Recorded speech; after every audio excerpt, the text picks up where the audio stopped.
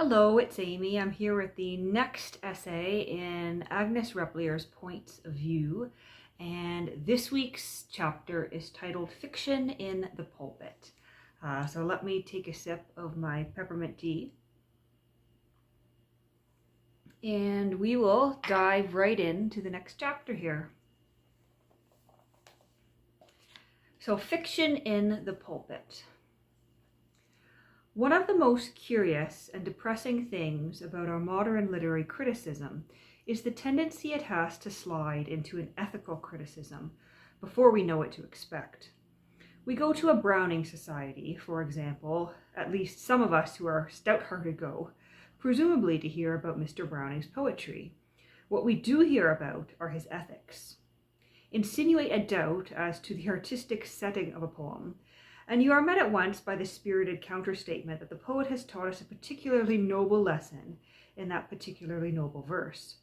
Push your heresy a step farther by hinting that the question at issue is not so much the nobility of the lesson taught as the degree of beauty which has been made manifest in the teaching, and you find yourself in much the same position as that unfortunate Epicurean who strayed wantonly into the lecture hall of Epictetus and got philosophically crushed for his presumption.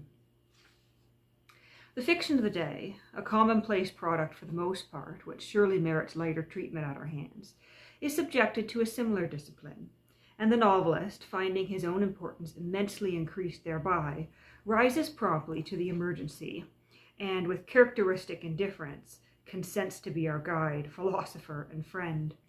It is amusing to hear Bishop Coppleston, writing for that young and vivacious generation who knew not the seriousness of life, remind them pointedly that the task of pleasing is at all times easier than that of instructing. It is delightful to think that there ever was a period when people preferred to be pleased rather than instructed. It is refreshing to go back in spirit to those halcyon days when poets sang of their ladies' eyebrows rather than of the inscrutable problems of fate, and when Mrs. Battle relaxed herself after a game of whist over that genial and unostentatious trifle called a novel. Fancy Mrs. Battle relaxing herself today over Daniel Deronda, or the ordeal of Richard Ferville, or the story of an African farm. Vernon Lee, speaking by the mouth of Marcel, that shadowy young Frenchman who is nonetheless unpleasant for being so indistinct, would have us believe that this incongruable habit of applying ethical standpoints to artistic questions is merely an English idiosyncrasy, one of those weird and exquisite moral impressions which can be gathered only from contact with British soil. But in view of the deductions recently drawn from French and Russian fiction by an ingenious American critic, we are forced to conclude that true didactism is an exotic of such rare and subtle excellence as frequently to be mistaken for vice. In fact, it is not its least advantageous peculiarity that a novelist may, on high moral grounds, treat of a great many subjects which he would be compelled rigorously to let alone, if he had no nobler object before him than the mere pleasure and entertainment of his readers. There are no improper novels anymore, because even those that strike the uninitiated as admirably adapted to the spiritual requirements of Commodus or Elagabus are, in truth, far more moral than morality itself being set up, like the festering heads of old-time criminals, as a stern warning in the marketplace. Zola, we all know, aspires as much to be a teacher as George Eliot. His methods are different, to be sure, but the directing principle is the same. He can neither amuse nor please, but he can and will instruct. When I have once shown you, he seems to say, every known detail of every known sin, and the list, it must be confessed, is a long one, you will then be glad to walk purely on your appointed path. You will remember what I have described to you and be cautious. But it may be fairly doubted whether the Spartan boys whose anxious fathers exhibited to them the drunken helots sprawling swine-like in the sun were quite as deeply shocked at the sight as classical history would give us to understand. There are some old-fashioned lines by an old-fashioned poet to the effect that the ugliness of vice is no special detriment to her seductions if we only look at her often enough to forget it. Probably those Spartan lads, after a few educational experiments, began to think that the helots in their reeking filth and bestiality were rather interesting studies, were experiencing new and perhaps pleasurable emotions, were more comfortable at all events than they themselves, sitting stiff and upright at the public table with a scanty plateful of unpalatable broth, were in short having a jolly good time of it. And why not try for once what such thoroughgoing drunkenness was like? This point of view, however, is far too shallow and frivolous to find favor with the serious apostles who are regenerating the world by the simple process of calling old and evil things by new and beautiful names. In the days of our great-grandfathers, a novel was simply a novel. 10 chances to 1 it was not as virtuous as it would have been, or should have been, in which case the great-grandfathers laughed over it jovially if they chanced to be light-minded, or shook their heads impressively if they were disposed to be grave, perhaps even going so far as to lock it up, having previously satisfied their own curiosity from their equally curious families. But it never occurred to them to make a merit of reading Tom Jones or Humphrey Clinker, any more than it occurred to the authors of those ingenious books to pose as illustrative moralists before the world. The men of that robust generation were better able to bear the theory of their amusements and vices, and were quite content to flourish shamelessly under their proper names. Cruelty, then, took the form of a pastime.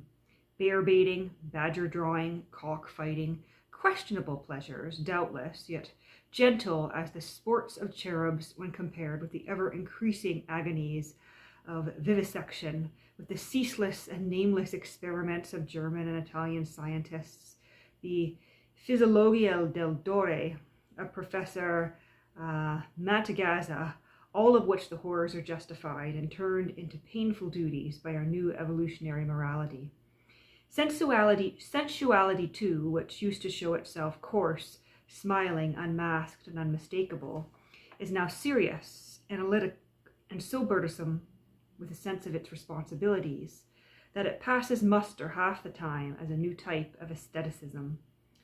The moral animus with which the Frenchmen write immoral books is one of the paradoxes of our present system of ethics, and it occasionally happens that the simple-minded reader, failing to appreciate the shadowy elevation of their platform, fancies they are working con amore amid their unpromising and unsavory materials. So it was that Mr. Howells startled a great many respectable people by the assurance that Madame Bovary was one impassioned cry of the austerest morality, which they had innocently supposed it to be something vastly different. Even respectable critics, unemancipated English critics in particular, seem to have been somewhat taken aback by the breadth of this definition. Perhaps they recalled Epictetus' austerity should be both cleanly and pleasing, and considered that Madame Bovary was neither. Perhaps they thought, and with some reason, that never, since Swift's angry eyes were closed in death, has any writer expressed more harsh and cruel scorn for his fellow man than Gustave Flaubert, and that concentrated contempt is seldom and most effective weapon for an apostle. Perhaps they were merely conventional enough to fancy that a novel against which even wicked Paris protested was hardly decorous enough for sober London. At all events, it would appear as though a goodly number of stragglers along the path of virtue felt themselves insufficiently advanced for such a difficult and abstruse textbook of ethics. In the midst of this universal disclaimer, it never seems to occur to anybody to ask the simple question, why should Madame Bovary be an impassioned cry of the austerest morality? Why should any novel undertake to be an impassioned cry of morality at all? It is not the office of a novelist to show us how to behave ourselves. It is not the business of fiction to teach us anything. Scientific truths, new forms of religion, the humorous eccentricities of socialism, the countless fads of radical reformers, the proper way to live our own lives, these matters, which are now objects of such tender regard to the storyteller, form no part of his rightful stock in trade. His task is simply to give us pleasure, and his duty is to give it within the not very puritanical limits prescribed by our modern notions of decency. If he chooses to overstep these limits, an offense against propriety, it is exasperating to have him defended on the score of an ethical purpose, an offense against art. For there is nothing so hopelessly inartistic as to represent the world as worse than it is, or to express a too vehement dissatisfaction with the men who dwell in it. Art is never didactic, does not take kindly to facts, is helpless to grapple with theories, and is killed outright by a sermon. Its knowledge is not that of a schoolmaster, and it is not imparted through the severe medium of lessons. It assumes no responsibilities, undertakes no reformation, and, as George Sand neatly points out, proves nothing. What are we to learn, she asks, from Paul and Virginia? Merely that youth, friendship, love, and the tropics are beautiful things when St. Pierre describes them. What from Faust? Only that science, human life, fantastic images, profound, graceful, or terrible ideas are wonderful things when Goethe makes out of them a sublime and moving picture. This sounds like high authority for Mr. Oscar Wilde's latest and most amusing heresy, that nature gains her true distinction from being reproduced with necessary modifications by art. That too close a copy of the original is fatal to the perfection of the younger and fairer sister.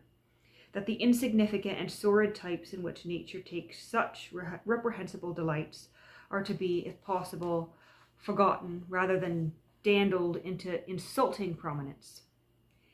And that not all the dreary vices of the most drearily vicious man or woman whom Zola ever drew can give that man or woman a right to breathe in the tranquil air of fiction.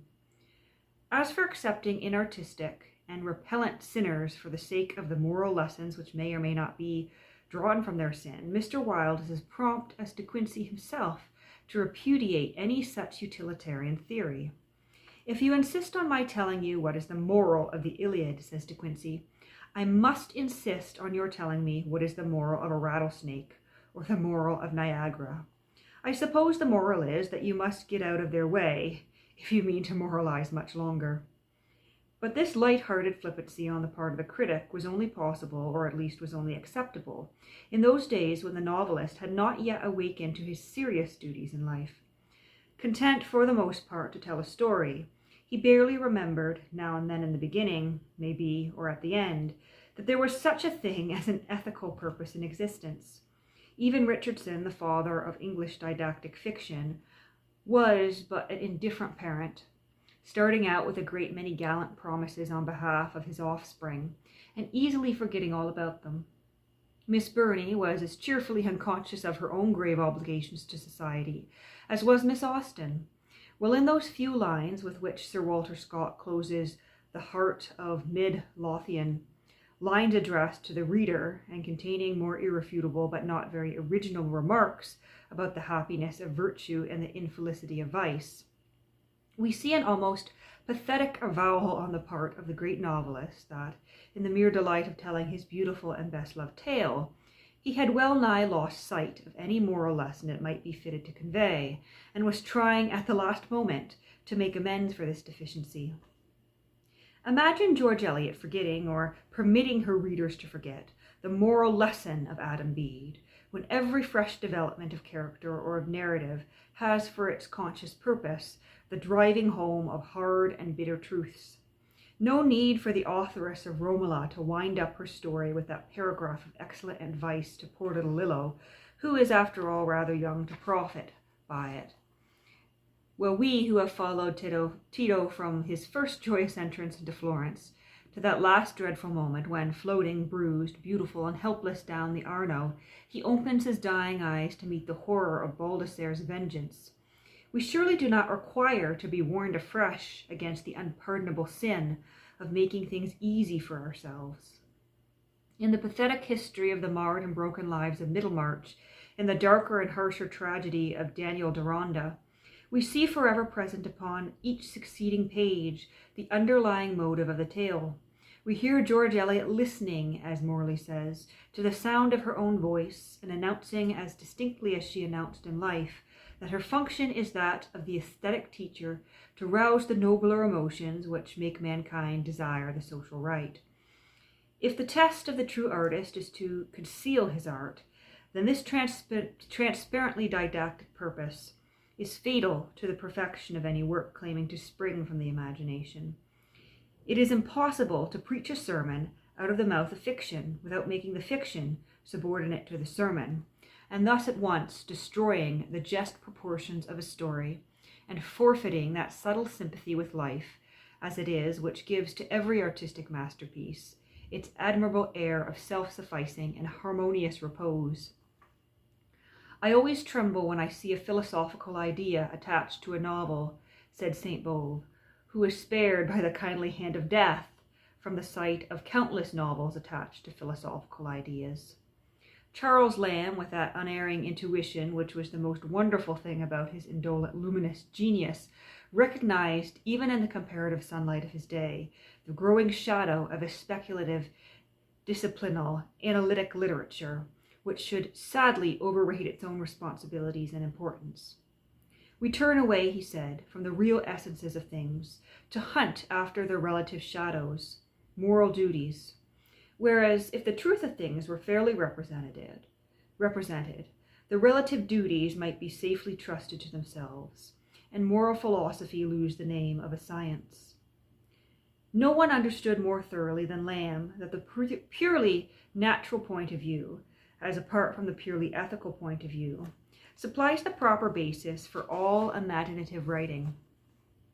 I have lived to grow into an indecent character, he sighed, struggling with whimsical dejection to comprehend the new forces at work, sometimes protesting angrily against the puritanical obtuseness, the stupid infantile goodness which is creeping among us, instead of the vigorous passions and virtues clad in flesh and blood.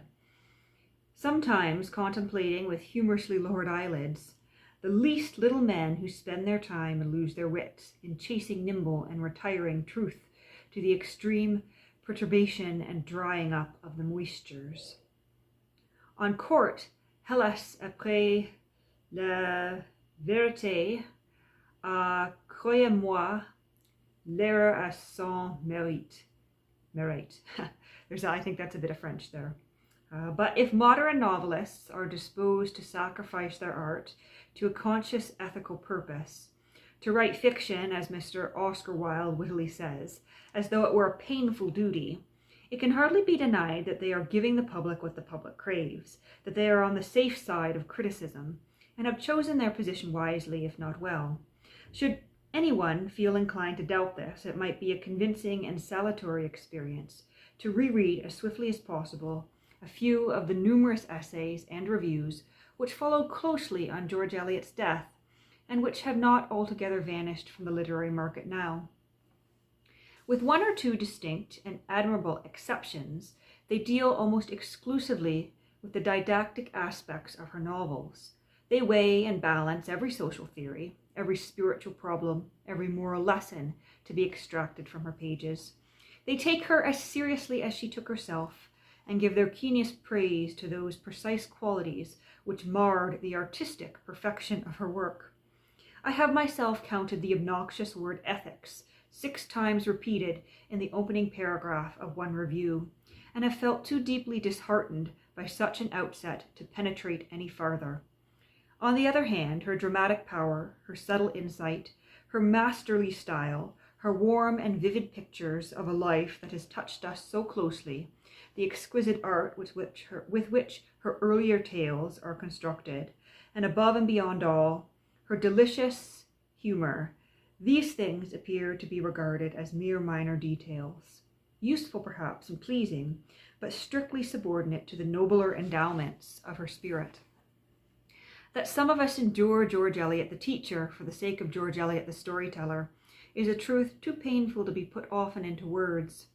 That little Maggie Tulliver, spelling out the examples in the Latin grammar, and secretly delighted at her own amazing cleverness, enables some of us to support the processional virtues of Romola and the deadly priggishness of Daniel Deronda, is a melancholy fact which perhaps it would be wiser to ignore. Maggie, as we are aware, has deeply shocked the sensitive nature of Mr. Swinburne by her grossness in falling in love with Stephen, for no better reason, apparently, than because he was the first big and strong and handsome man she had ever known. That wonderful scene on the boat with its commonplace setting and strained intensity of emotion, the short, sad, rapturous flight, the few misty hours of passionate dreaming, which made poor Maggie's little share of earthly happiness, have branded her so deeply in the sight of this hardened moralist that even her bitter agony of renunciation and her final triumph have failed to win her pardon. With what chastened severity and with what an animated vocabulary he condemns the revolting avowal of her love, the hideous transformation, the vulgar and brutal outrage, the radical and moral plague spot, which debases her into something too vile for pity or redemption? Verily, this is the squeamishness of the true ascetic, who has somehow mistaken his vocation, and there will be a scant allowance of cakes and ale for any of us when it is Mr. Swinburne's turn to be virtuous. As for the humour of George Eliot's novels, that mysterious humour which she herself was not humorous enough to appreciate, it deserves better treatment at our hands, were it only for the sake of its valuable adaptability, were it only because it is pliant enough to fit in all the time with our own duller imaginings, and to afford a basis and an illustration for our own inadequate thoughts. From what depths of her sombre nature came those arrow points, tipped with fire, or choicer still, those tempered shafts of reflective ridicule, which are kindly enough to win our unhesitating acquiescence? With what pleasure we are reminded that people who live at a distance are naturally less faulty than those immediately under our own eyes.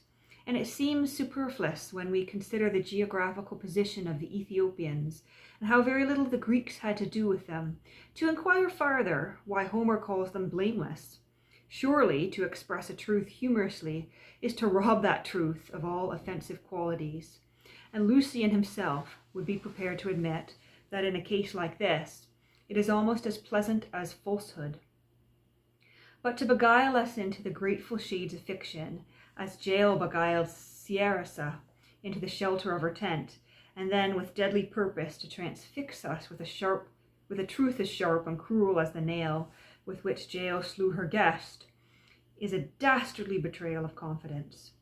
When a novelist undertakes to sit in judgment upon his characters for the sake of illustrating some moral lesson with which he has no need to concern himself, he rudely breaks the mystic web of illusion and destroys the charm which binds us to his side.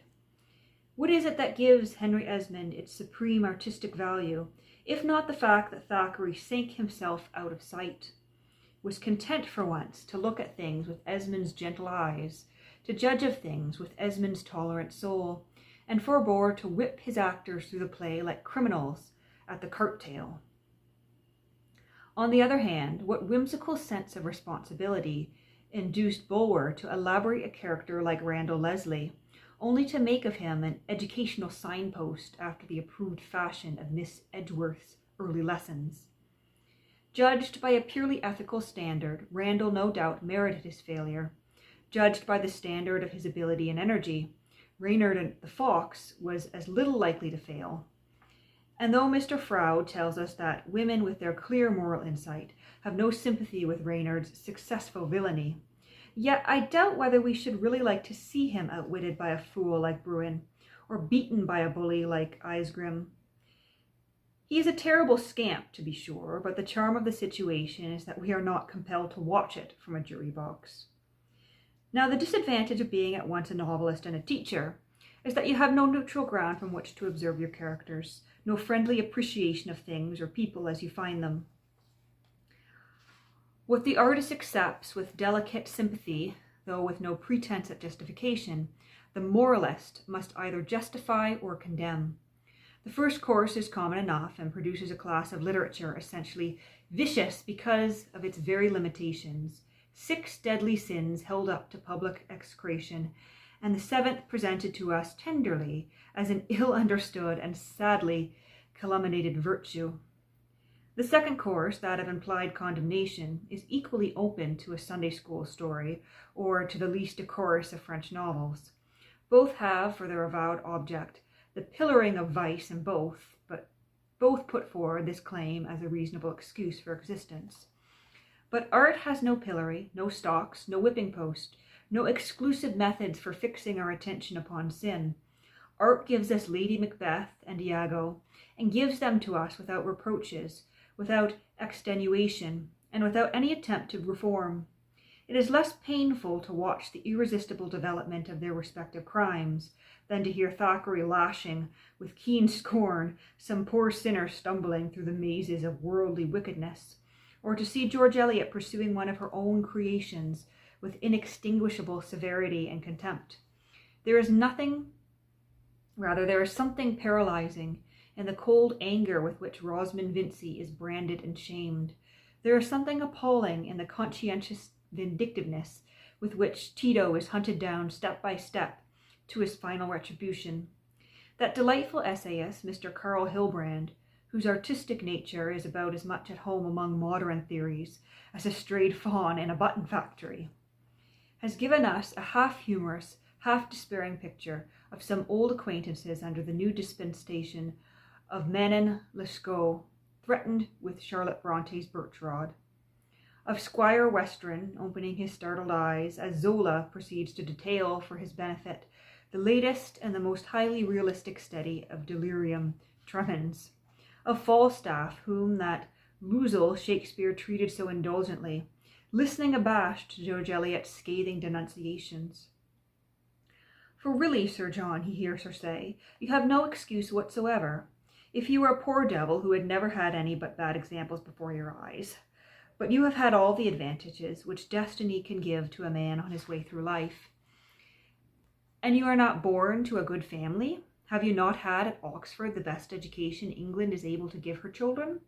Have you not had the highest connections? And nevertheless, how low you have fallen. Do you know why? I have warned my Tito over and over again against it, because you have always done that only which was agreeable to you, and have shunned everything that was unpleasant. This sounds like sad trifling to our sober and orthodox ears, but it is not more audacious on the whole than the pathetic lamentations of Sir Oscar Wilde over the career of Charles Reade. The most disheartening, he protests, in all literature, wasted in a foolish attempt to be modern, and to draw attention to the state of our convict prisons and the management of private lunatic asylums. Charles Dickens was depressing enough in all conscience when he tried to arouse our sympathy for the victims of the poor law administration. But Charles Reade, an artist, a scholar, a man with a true sense of beauty, raging and roaring over the abuses of modern life like a common pamphleteer or a sensational journalist, is really a sight for the angels to weep over. It is just possible that whatever personal interest the angelic hosts take in our earthly lot may be directed to philanthropy rather than to literature. But for the idle and inglorious mortal, the protest holds a world of truth and meaning. Reade, as a reformer, is melancholy company, and Dickens is inexpressibly dismal when he drags the Chancery business into Bleak House, and the pauper dinner table into Oliver Twist, and that dreary caricature, the Circumlocution Office, into Little Dorrit. If these things really accomplish the good that is claimed for them, it was dearly bought by the weariness of so many million readers. A fiction contrived to support an opinion is a vicious composition, said Geoffrey, who was as apt in his general criticism as he was awkward in their particular applications, and who lived before the era of serious and educational novels. Today we have the unhesitating assertion of Mr. Howells that one of Tolstoy's highest claims to our consideration is his steadfast teaching, that all war, private and public, is a sin. Mr. Ruskin, it may be remembered, holds somewhat different views. There is no great art possible to a nation but that which is based on war. Yet, as every man is entitled to his own opinion in such matters, there is no reason why we should quarrel with either the Russian or the Englishman for their chosen principles. But Ruskin is no greater as an essayist because he approves of war, and Tolstoy gains nothing as a novelist because he adheres to peace. The glory of the battlefield, its pathos and its horror, are all fitting subjects for the artist's pen or pencil. He may stir our blood and rouse our fighting instincts like Homer or Scott, or he may move us to pity and sorrow and shame by the revelation of all the shattered hopes and bitter agonies that lie beyond. But his own greatness depends exclusively on his treatment of the subject, and not on his point of view. Who knows and who cares what de Novo thinks of war? He paints for us a handful of men roused at dawn and rushing gallantly to their deaths, and we feel our hearts beat high as we look at them. The terror, the awfulness, the self-forgetting courage, the gay defiance of battle, all are there imprisoned mysteriously in the artistic grouping of a few blue-coated soldiers. But Verstegen, who aspires to teach us the wickedness of war, is powerless to thrill us in this manner. He is probably sincere in his opinions, and he has striven hard to give them form and expression. But, lacking the artistic impulse, he has for the most part striven in vain. His huge canvases, packed with dead and dying, are less impressive, less solemn, less painful even, than their monotonous overcrowding, than a single Zov whose wounds de Novel had no need to emphasize with vast expenditure of vermilion, when the faintness of a mortal agony draws his weary body to the earth. All real power, says Ruskin, lies in delicacy. To trouble the senses is an easy task, but it is through the imagination only that we receive any strong and lasting impressions, and no sincerity of purpose can suffice to turn a crude didactism into art. It is hard to analyze the peculiar nature of the claims asserted and upheld by the disciples of modern realism. They are not content with the splendid position which is theirs by right, not content with the admirable work which they have done, and the hold that they have secured on the sympathies of our earnest, rationalistic, and unimaginative age. But they assume in some subtle and incomprehensible way that their school is based upon man's love and appreciation for his fellow creatures. If we would but look upon all men as our brothers, it is plainly hinted, all men would be of equal interest to us, and it is our duty as 19th century citizens to accept and cherish this universal relationship.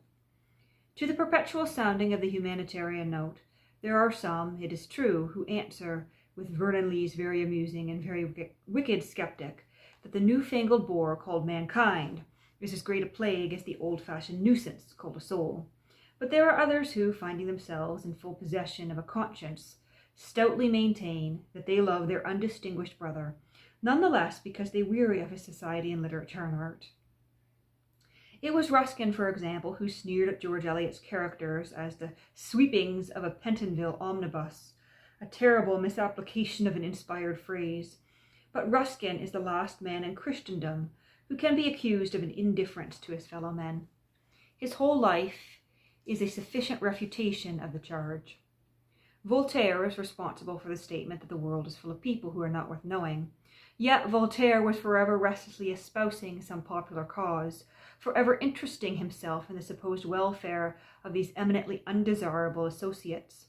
What he thought, and what he was quite right in thinking, is that we gain nothing intellectually or spiritually from the mass of men and women with whom we come in contact, and that it is wise to fix our attention upon graceful and exalted types, than it is to go on forever, as Charles Lamb expressed it, encouraging each other in mediocrity. The present stand of realism, however, is but one more phase of the intrusion of ethics upon art, the assumption that I cannot have a sincere regard for the welfare of my washerwoman if I do not care for her company either in a book or out of it. Tubs have grown in favor since the day when Wordsworth was compelled, in deference to the opinion of friends, to substitute an impossible turtle shell for the homely vessel in which the blind Highland boy set sail on Loch Leven. All classes and all people, I am now given to understand, are of supreme interest to the loving student of human nature, and it is a narrow conservatism, chilling phrase that seeks to limit the artist's field of action. But as limiting the artist's field of action is practically impossible, and not often essayed, it is hard to understand what the respective schools of fiction find to fight over, and why this new battle of the books should be raging as fiercely as if there were any visible cause of war. It is not an orderly and well-appointed battle either, confined to the ranks of critics and reviewers, but a free skirmish where everybody who has written a novel rushes in and plays an active part. Conflicting opinions rattle around our heads like hail, and the voice of the peacemaker, Mr. Andrew Lang, protesting that all schools are equally good if the scholars are equal to their tasks, is lost in the universal clamor.